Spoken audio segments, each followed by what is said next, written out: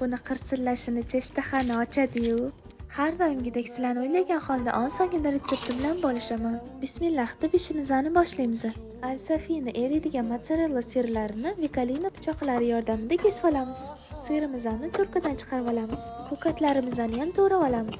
Sir bilan zelenni aralashtirib nachinka tayyorlab olamiz. Videoda ko'rsatilgandek qilib lavashlarimizni kesib olamiz. Nachinkamizni lavashning ichiga solib, shu joyda diqqatliroq bo'lib ko'ring. Lavashlarimizni videoda ko'rsatilgandek qilib tugib, shunaqa ichiga solib qo'yamiz. Tayyor bo'lgan lavashlarimizni sifatli, tagiga oldirmaydigan Vikolina tovalarda pishirib olamiz. Qizigan lekin pastroq olovda orqa oldini qizartirib pishirib olamiz. Pishgan lavashlarimizni yog'ini shimib olish uchun salfetka ustiga olamiz. Turib nimadirli yeyila kelib qolgan paytda shu lavashdan albatta tayyorlab ko'ringlar. Chitir lavashlarimiz ham tayyor bo'ldi. Nonushta uchun ayni muddao. Retsept yoqqan bo'lsa, like bosib, yaqinlaringiz bilan bo'lishib qo'ying.